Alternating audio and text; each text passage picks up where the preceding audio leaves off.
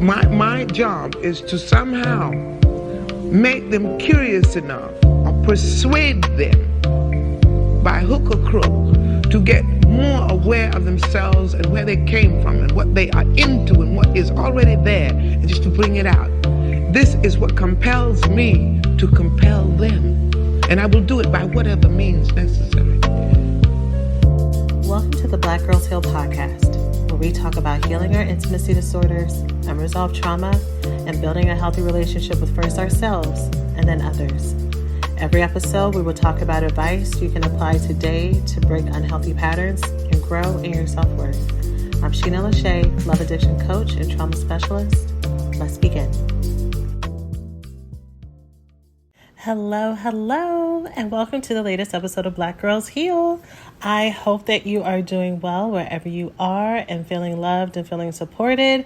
And if you are not, that you are doing the work to eliminate the people, the places, the things, the commitments that are draining you, and choosing yourself. Knowing that only you being full, only you being content, only you being happy and connected to yourself is what's going to make everything around you thrive, and especially yourself. So do what you need to make that your reality. And I hope this episode helps you get closer to that. So as promised a few episodes ago, we are going to go over our Healed and Loved Woman framework. This is the framework that I use when I am helping women go from being love addicted to love balanced, love avoidant, to love available, love deprived, to fully feeling their love worthiness. This is the trajectory that you should follow, or you can follow. I'm not going to tell you what you should do, but this is what I really coach the women that I support, my students, and all of you as listeners to seek to cultivate.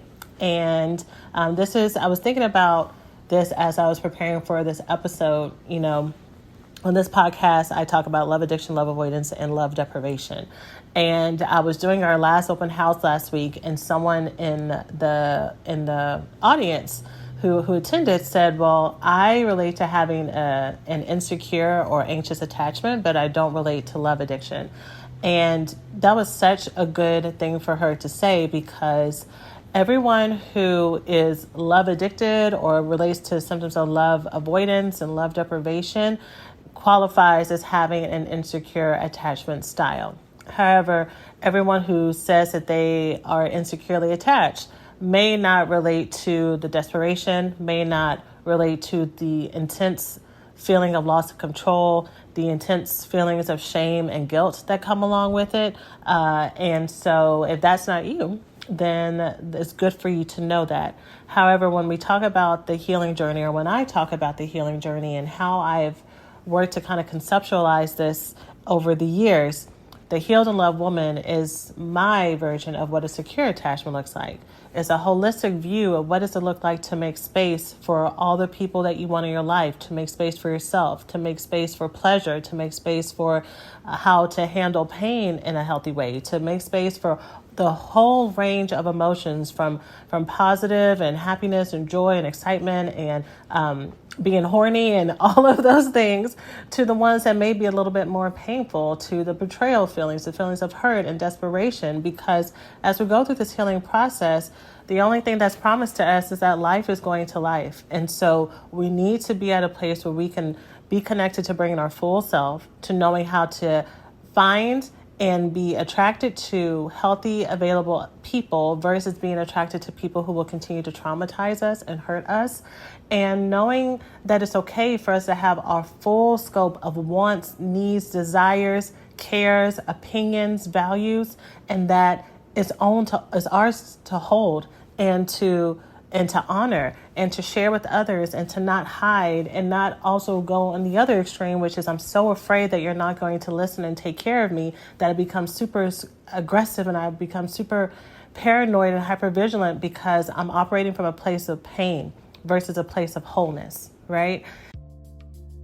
Thanks for listening to this week's podcast. Before we get started, let's take a small break to say thank you to this week's sponsors. And so I hope that as I lay out how I have marked out these archetypes, that you can find yourself in some parts of it that you can say, okay, I feel like I relate more to being love addicted in this place, or I feel like I relate more to being love balanced, and I feel more love available, or I'm totally falling into my love worthiness. And for you to kind of use this as your own scale. So that's the topic for today's episode, and we're going to get into that. And make sure you stay to the end, because I have a special surprise of something that's also coming back. And as a special hint, that thing may be related to text and inspiration throughout the week. So let's go ahead and get started. Okay, so for each of these different archetypes, I am going to map out three characteristics and what it looks like under being love addicted and versus love balance, and love avoidant versus love available, and love deprived versus operating in your love worthiness. Okay, so let's start with love addiction. Love addiction is the persistent obsession of a person, a relationship, or the fantasy of a personal relationship and mistaking it as love. This is what can keep us connected to people who are unavailable to us, because we have an image in our head of how good the relationship could be. We hold on to crumbs, we hold on to potential, we hold on to sweet moments, because we most often have not had many positive experiences like that otherwise. Or we are so used to being in relationships with people who there's always this really negative, draining, destructive quality to it. So when we are in relationships with people who are unavailable and aren't good for us, friendship, romantic, family, and otherwise, is not even on our radar.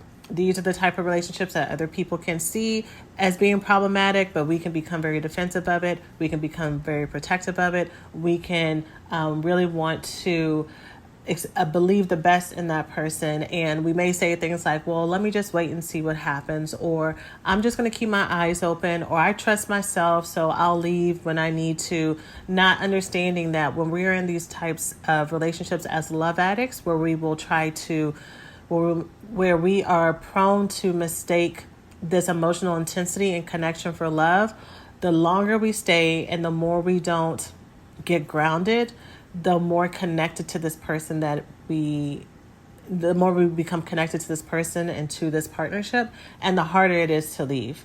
The harder it is for us to see clarity. And often, once the lights do come on fully and we're fully aware, because especially if we started with awareness at the beginning, or people telling us to look out for things, or we saw the red flags and we chose to try to minimize them because we thought we saw so much good on the other side of it, we can live in a lot of shame. And we don't want to reach out for help. We don't want to tell people. We either stick it out, or we go through the breakup by ourselves, or we go through the disappointment by ourselves, instead of reaching out for help from the people who love us or the people who want to help us. And so love addiction is one of those things that it is fast, it is intense, and it makes it really hard for us to feel like we have our heads on correctly, even if we're highly functional in other places in our life, even if we have really great strengths in some other areas, even if we have crazy good boundaries with coworkers, with everybody else, when it comes to romantic partnerships for some of us, when it comes to family relationships for some of us, when it comes to our friendships, we can become very toxic and codependent with who we want these people to be, what we want to get from these relationships, and we'll stay longer than we need to. Okay? So that is love addiction versus being love balance. Love balance looks like you are able to fully connect to a partner, a friend, or a loved one while still maintaining your love for yourself. You don't abandon yourself for the sake of being connected to the other person. We don't self-gaslight. We don't ignore our intuition. We are able to balance two things being true at the same time, that I really like this person, or maybe I even love this person, but what this person is able to give to me and what they want to give to me, what they think I'm deserving of, does not meet what I want and what I need. And so I can operate in kindness and love and know that this otherwise would be a relationship that I want to be a part of, but based on what is currently available, it's not right for me, and we can step out and leave. A person's love balance does not try to solve other people's problems. They don't try to fix them. They are only responsive when someone asks for help. And then they also are hip to the fact when someone is asking for help, but they're also playing victim. When they continue to take and take and take and nothing gets better, when they always have excuses, when they act ungrateful for the help that you give. All of these are examples of boundary breaches. Someone who's love balanced is able to say, look, I give from a place of love, not expectation at the same time. I deserve respect and I deserve kindness and I deserve this. And if this isn't available, then this isn't the right place for me. And someone who's love balanced knows that she does not have to choose between loving herself and other people, that you can do both. That love is available for all, you and them. So as far as the qualities that differ between someone who's love addicted versus love balanced, a love addict really operates out of her fear of abandonment. So the hopeless romantic romanticizes relationships because she has a core belief that once she's chosen and once she's in a relationship, she'll finally feel safe. However, there are two things that I want to remind you of if you operate from this archetype is one, or two things that may happen. First is you may, if you're operating as a hopeless romantic as from love addiction, there's nothing wrong with hopeless romance. By the way, when I teach this at any other place, I always talk about this. All of the qualities of really all of the archetypes come from really big strengths. So someone who is hopeless, a hopeless romance, really values being cherished and adored by partners. A lot of times they value adventure. They're very optimistic and hopeful. These are all things that you want to cultivate. You don't want to go to the other side and become bitter and jaded and negative because that affects your life quality. It affects how you show up in the world. But if you're operating as a hopeless romance from the place of love addiction, you're very likely to romanticize someone who is walking danger, whether or not the person's a narcissist or whether or not that is another human being trying to figure out life, but they are a love avoidant. And so you're going to be in a relationship with someone who is constantly creating distance with you, and you're going to continue to have your abandonment wounds reinforced. The other thing that can happen is you get into a relationship with someone who's amazing and healthy and available, but because you have a core belief that you are going to be abandoned and that there's something wrong with you and that you are flawed, you are going to push away this healthy love from this person. And so the core denominator in all of these archetypes, y'all, a lot of times it's so easy for us to externalize and say, once I get here and once I reach this place, once I have this relationship, once I have this person, once I have this status, that I will feel whole. But the wholeness has to start within you. And there's a big difference between by the way, when I say that versus when people say, well, you have to be happy with yourself before you find somebody. That's not what I mean. I feel like that's the biggest insult to people of all statuses, because relationships and love are not something that you earn. However, you want to pursue healing for your sake, for your peace of mind, for your sense of stability, so that when you do reach out and when you partner with people and when you parent people and when you mentor people and when you are just in any kind of relationship with anybody, behind somebody at the checkout line, that you are able to have full connection to yourself, to be fully open to love and prosperity and joy in whatever forms they come in, and able to decipher when something is dangerous, when something is emotionally, mentally, spiritually, physically, sexually, financially dangerous, and to react accordingly versus continuing to act in your trauma patterns. But because someone who is love addicted operates from a place of fear of abandonment, they will stay attached to relationships longer than they need to. They will stay attached to fantasizing about exes and previous relationships and just romanticizing how good it could have been, or, we're on a break right now, but when we get back together, they're going to go through all these changes and then, things will be better. Romanticizing, man, when we had this fight, I bet they're so mad. I bet they're looking at my stories. I bet they're, eating crow. And you do all this stuff in your brain because it's your way of self-soothing and trying to tell yourself that you're important through the lens and eyes of somebody else and what they are feeling or what they are not feeling, because you do not have the connection to know that you are gold. You are shining gold. You are shining jewels. You are amazing as you currently are. And you don't need nobody else. It doesn't matter if they're crying and spitting and throwing up on the corner or not, that you are a treasure and you are the prize. And here's the thing, especially if you're attached to someone who is unavailable, these are the people who don't see your value, which is why they treat you like trash. So you're spending all this energy either outwardly, playing revenge games, being Miss Petty, doing all this stuff, trying to get them to be hurt, or you're in your head romanticizing how they are probably in pain, when chances are this person doesn't care. And they don't care because there's a disconnection within themselves where they're not able to show up and see value and connect with people. It has nothing to do with you, but you will make it about you because of that core fear of being abandoned. The love balanced person, on the other hand, trusts in connection. She trusts that connection is available and healthy for her. She trusts that connections are good for her. She trusts that to be attached to someone can and does provide safety. And she trusts that connection is a privilege to be guarded and earned at times. So, let me say that a different way. Connection is a privilege that a person needs to preserve. And if they don't preserve it and guard it and honor it, then it can be severed.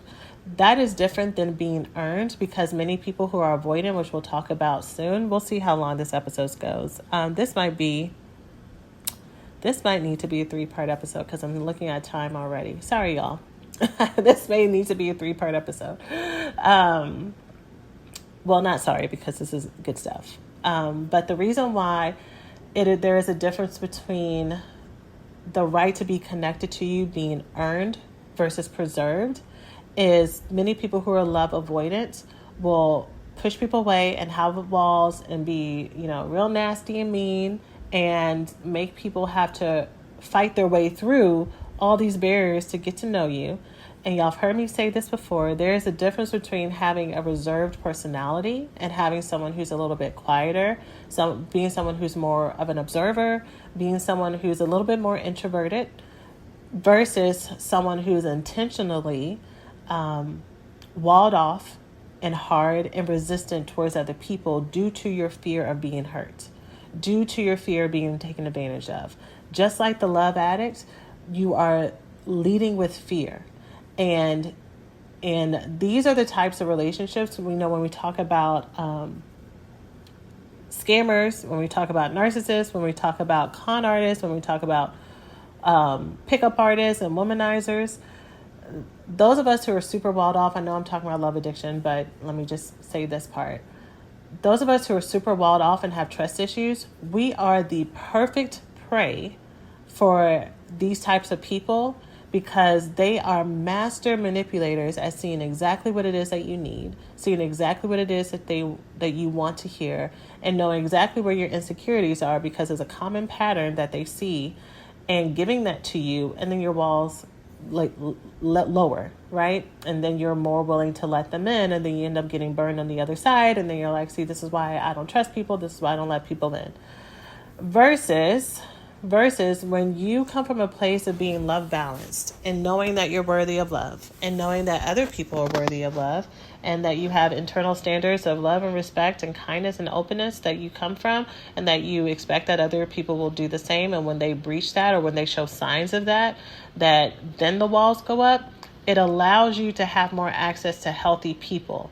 It allows you to kind of have more of a, word isn't litmus test, but it is more of a spectrum of experiences to measure the pickup artists and the scam artists and all these people against, so that you know when you're being love bombed versus when you are growing in relationship with people, knowing that it takes time, that it takes maturity, that it takes reciprocity, from both sides. And when you are knowing that it's a privilege to be connected to you, and that someone needs to preserve that, you are constantly just aware of how you feel in the moment. Does this feel safe? Does this not feel safe? How do I know that this doesn't feel safe because this is trauma? Or does this not feel safe because this is just against social codes and more? Or does this not feel safe because we just don't click? Or does it not, what is it actually that I'm feeling? And then for you to be connected to that. As I've healed and as I've grown, there have been so many experiences that I was so crystal clear and sure that the other person was the asshole and I was reading the situation correctly. And the longer I live and the more experiences I have and the more I learn about myself and the more of those wounds that I have had to uncover and go through this process with, the more I can look back at some situations and say, wow, so if I just would have said this, if I just would have asked a question, if I just would have clarified, if I didn't make assumptions on what I thought that person thought or felt, if I would have fully owned that I was good enough in that moment, I wouldn't have created an exit strategy to leave because I was so afraid that they would reject me. So I self-rejected first. It becomes easier for you to be more positive. And as I've stated in previous episodes, I just want to validate that it can be very true that there are many of us that are currently surrounded in settings, whether or not it's family, whether or not it's friendships, or whether or not you're just in a city and town that seems so destructive and negative to you, that you don't feel safe because you don't really have a lot of healthy people around you. And that is a very real thing. And I need you to know that these people are not the prototype for every single human being in the world. And if you want to change your experience, you got to change your playground. If you want to change your playmates, you got to change your playground. That's how the phrase actually goes. So you can't expect to find new friends in the same rusty, dusty old park you keep going to. You got to go down the street, girl. You got to go someplace else and create something new. And you also have to be open and bring new strategies than what you've done before, because those strategies haven't worked for the most part. And if they have worked, then bring the ones that are productive and then add a little bit of tweaking to get the types of connections that you want. Why choose proven quality sleep from Sleep Number? Because our Sleep Number 360 smart bed is really smart. It senses your movement and automatically adjusts to help keep you both comfortable. Plus, it's temperature balancing so you stay cool. It's even smart enough to know exactly how long, how well, and when you slept. Our smart sleepers get 28 minutes more restful sleep per night. Sleep Number takes care of the science. All you have to do is sleep. Don't miss the final days of the biggest sale of the year. Save 50% on the Sleep Number 360 limited edition smart bed. Ends Monday. To learn more, go to sleepnumber.com. For the love of fall, Starbucks pumpkin spice lattes and pumpkin cream cold brews are back. Smooth espresso dashed with pumpkin pie spice and velvety whipped cream. Or cold brew topped with pumpkin cream cold foam fit for the season. Your pumpkin awaits. Order today in the Starbucks app. Hey, we hope you're enjoying the podcast so far. Let's take a quick break to say thanks to this week's sponsors. Okay, so the next quality is a love addict will operate from a place of truly needing acceptance versus someone who's love balanced will operate from a place of feeling very self-esteemed and being connected to who she is. So let's talk about needing acceptance. So yes, this can and absolutely is qualities of love, of codependence. So really needing other people to be happy with you, to like you, to only feel safe when everybody's copacetic, even when it involves you denying taking care of your own needs mentally, emotionally, spiritually, financially, sexually, the whole gamut, right? But I want to be clear about something to kind of do a throwback to what I said before about every single archetype and every single need being grounded in something that is human and something that is healthy. As human beings, we need relationships. The longer we try to push people away, the more depleted we feel, the more empty we feel. Those of us who are highly avoidant and highly hypervigilant around relationships, that was learned. That was learned through trauma. That was learned through pain. That is not how you came into this world. You learned that to be safe, you had to push people away. But if things had gone differently, if your background had been different, if your growing up experience had been different, you would have been shining and thriving in your own set of relationships, whether or not, again, you're an introvert versus an extrovert, whether or not you like a small, tight-knit group, or whether or not you really thrive in big groups and communities. That is your happy place is within that spectrum, not in being by yourself. I'm saying this as I talk about love addiction, because I think when we talk about wanting to be loved, and wanting to be accepted, it gets such a bad rap. It gets painted as weakness, when to be human is to be loved and to give love. That is our most enlightened state of being, to be just radiating and operating in love. So there's nothing weak about wanting acceptance and giving acceptance and connecting fully and richly with other people. However, again, going under what this looks like as a love addict, it goes from having this basic human need of being in relationship, being in community, to this very intense demand, this craving, this reveling in having to be accepted and desired by everybody, or desired by particular people in your community. So sometimes it's by everybody. So those of us who have a very strong people-pleasing stance in history, in which I've talked about in previous episodes, that looks like you are only safe when everybody's happy, because otherwise you may be punished or attacked. But absolutely in romantic relationships as well. I need to be loved. I need for this to be reciprocated. I need this to work out. I don't feel comfortable walking away from this because this is the only love that I've ever known. This is the only love that's loved me in this way. I have this fear that I won't ever get this again. And there's this need for this to work out. And like all things, this is all trauma response. I don't think I've said this yet in this episode, but I know I've talked about it before.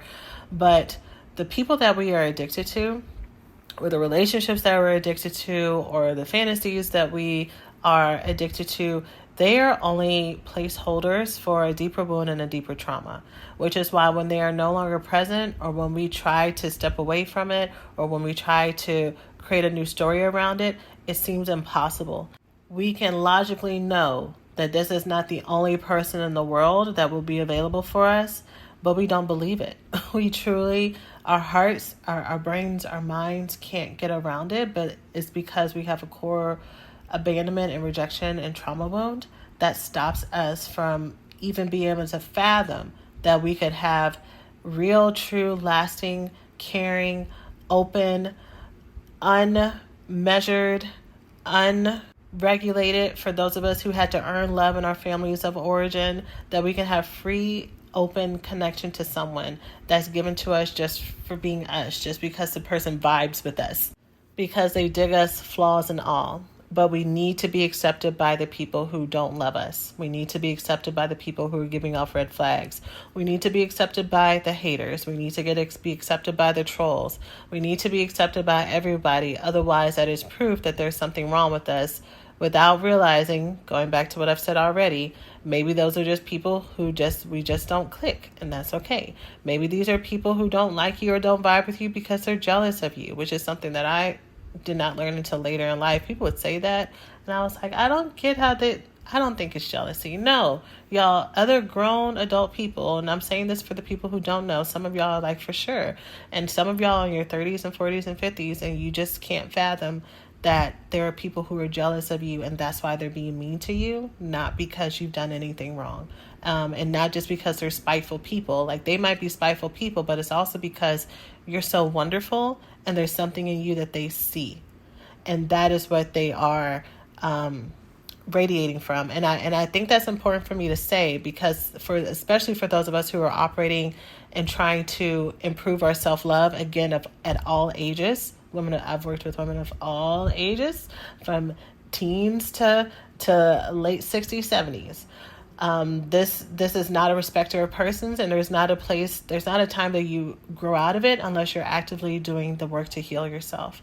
But I think it's important for you to hear this, because if you are working from trying to heal your people pleasing, part of that is boundary work and learning how to use your voice and stand up for yourself. But also a part of healing codependency is knowing that you are worthy enough to take up space and to be seen and to say no and to be protected in that way. And for you to see yourself that way, you have to like yourself. You have to see yourself as esteemable, which is the love, which is the other part of being love balanced, right? You have to see yourself as special. And it would be really helpful for you to know that sometimes people are mean just because of their own issues. And sometimes they're mean because they see this light inside of you. And I need you to know that. I need you to know that you are enviable. I need you to know that you're worthy of being jealous of, that your beauty, that your talent, that your laughter, that your generosity, that your talent at your job. I need you to know that all of those things are things that are enviable by people who don't know how to be in connection with how and when they're threatened. And that's okay. We don't have to come from a place of looking down on people and saying, you just want to be like me, because even that's coming from a place of ego and insecurity. It's just from knowing, okay, I see you. And I see that this is something you got to work on, and you'll figure it out. But right now, I'm going to take care of me, and I'm going to show up for me. So since we're talking about it being self-esteemed, it's knowing that you're special, knowing that you're a treasure, knowing that you're worthy, knowing that you do not have to have something. You don't either have to put yourself on a pedestal around other people to feel good enough, and also that you don't need to make yourself lower than other people to feel good enough. Oftentimes when it comes to struggling with low self-esteem, we go to either one of those extremes. So if I'm in a room and I operate from a place of ego or needing to one up, I might be able to only feel comfortable in the room as long as I know, okay, at least I'm the prettiest girl here, or at least I'm the smartest girl here, or I'm the best dresser, or I'm the most accomplished, or I make the most money. If you go to any of those places in your brain it is because there's a scarcity mindset in there, and that is a coping mechanism and a defense mechanism that you had to pick up along the way. It came from a really real and legitimate place, and that is stopping you from being fully present. It places you in places of competition with people when really you might want to be coming from a place of love and connection and ownership. When you operate from that one-up place too, that is a place of feeling very threatened and feeling very defensive. Even if you have something on the other people in the room, right? It's not coming from a place of being fully connected to who you are. And anytime you're coming from a place of fear, it's going to be very easy for you to get triggered in those relationships. It's going to be very easy for that to fall. Because what happens if someone comes in the room who's prettier than you, that's a better dancer than you, that has more prizes than you, that is better at explaining things than you are? Your self-esteem will plummet, right? So we have to get to this place of feeling self-esteem just from who we are. The other extreme is the one down. And these are terms from Pia Mellody, who teaches about love addiction as well. If you've ever read the book Facing Love Addiction, she's the author of that book.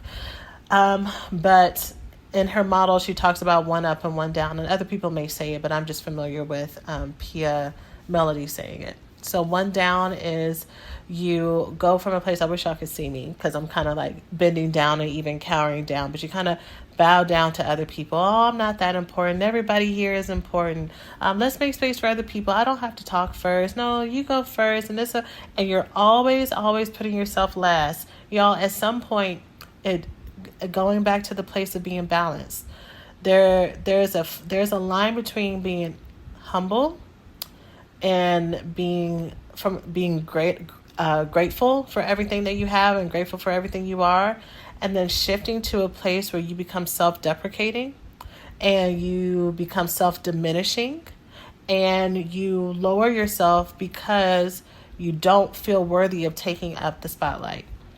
You don't feel worthy of being seen.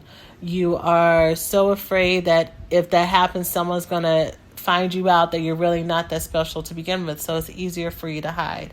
And a self-esteemed person knows that she is worthy of all the things that I've been talking about already this episode. She's worthy of being seen, of being adored, and being loved. Okay? So that is the second quality, and like I knew it. Third one, we are going to have a 3-part episode to talk about this. So stay tuned for that. But the third way, or the third characteristic of love addicts versus love balanced, is when you're operating from a place of love addiction, you may be attracted to unavailable people. And when you're operating from a place of love balance, you will be seeking available partners only. Okay? So as I've gone through the years, I want to amend something that I think I said in previous teachings. And if I didn't say this specifically, I most likely alluded to it. So I have said this. I want to take out the statement that when you're operating from a place of love addiction, you are attracting unavailable people. Because I don't think that's the case. I think people who are unavailable are around you all the time, 100% of the time. And I think healthy, available people are also around you 100% of the time. I think the difference is whatever you are attuned to, whatever is your normal, that's who you're going to see. That is who you're going to want to be connected to. That is what's going to feel comfortable for you. So when you're operating from a place of love addiction, when someone is giving off red flags and things that are completely emotionally, mentally, sexually, physically dangerous, you may not even recognize them. Other people may see it and be like, "What? Why are you moving forward?" And you're like, "Well, they're perfect. They're great in all these other ways." And they're like, "Well, what about this?" And you're like, "That's not really a thing," or "You're just being too picky," or well, this other stuff offsets it. Like, you don't realize how detrimental it is, because that's what you're attuned to. Versus when you are operating from a place of being love balanced, you seek healthier people. Those red flags are not attractive to you. They are actually turnoffs. I've talked many times about how my students will talk about how, dating is different because now they see things. They see things, and so they are not going to go on a second or third date for the most part. Sometimes they do, and that's okay. It's all a part of learning. But they most likely do not keep dating someone who is showing that they are unavailable. And even if they do, let me say this, even if they do, their eyes are open. They are not being duped. They're not being tricked. They're not being manipulated. They absolutely are aware of what's happening. And so they are walking this path for whatever lesson that they are needing to learn. Because relationships and everything that we do, everything works for our good, y'all. Every single thing is working for us to be smarter, wiser, stronger, healthier, more open, and more loved. And when we come from that perspective, we cannot lose. We cannot lose. There's no such thing as taking an L, because it's only bringing you closer to what you needed to know. And now you know what you don't want, which is bringing you closer to what you do want. So just remember that. So when we talk about being attracted to unavailable people, this looks like people who may be strong and aloof. This may be people who, so emotionally unavailable. We can be attracted to people who are physically unavailable. So they are always distant. They are always working all the time. They are currently in crisis. And so we see them and we're like, you know what? I am not going to judge you for the fact that this big emotional crisis is currently going on. I am going to stay present and stay your friend, without realizing, y'all, like, everybody deserves to be loved. And some of us may have met, and you are currently in super amazing, healthy partnerships with someone that you met at a time that was less than ideal. So I'm not going to say it doesn't happen, but I want, if you're someone who struggles with love addiction, where you're constantly being attracted to people who are unavailable, I need you to pay attention to what your signs and what your patterns are. Is this person someone who is physically there, really attractive, makes the money you want them to make, whatever's on your list, but emotionally they are unavailable because of this big thing? And are you willing to sacrifice your own needs to be paid attention to be taken care of, to be prioritized in a relationship in order to take care of this person? Is this a pattern that you continue to have in all of your relationships? If so, take note. Take note. And again, this doesn't mean that, circumstances can't bring you back together. And this doesn't mean that it's not for you to move forward, because, there are tens of thousands of women who listen to this podcast every week at the time that I'm recording this. And so there are so many different stories. So it's impossible for me to negotiate and to navigate all of them here, all the nuances of them all. But if I'm talking to you, And so pay attention to these signs of unavailability. And are you attracted to people who are coming in with the inability to support you in however you need? Okay, even sexually, y'all.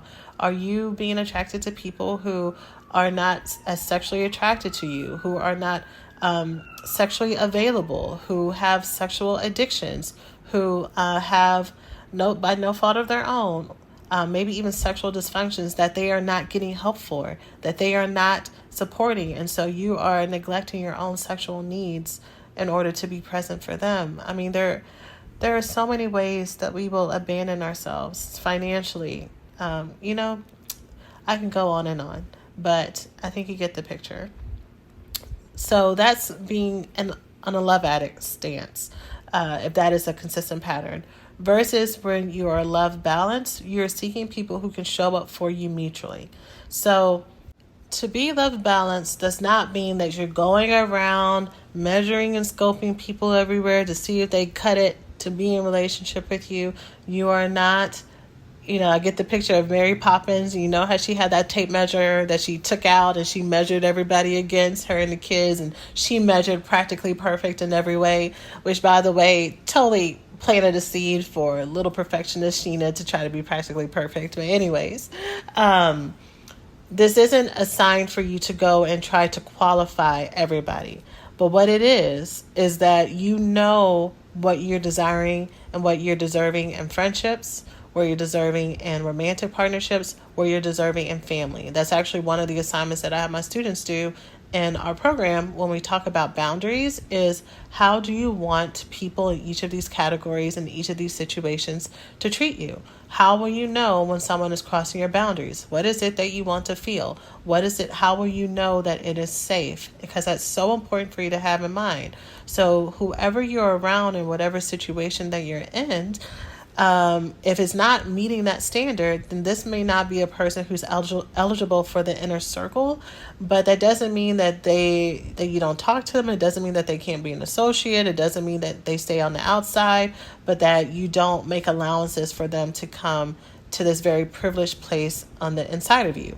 If they are dangerous, then you don't need to be nobody's friend. Anytime I hear someone who's like, well, I'm breaking up with them because they're a little bit of a narcissist or narcissistic, or they have this really extreme, unmedicated mental illness or whatever, I'm just going to try to stay around them to be a good influence. No.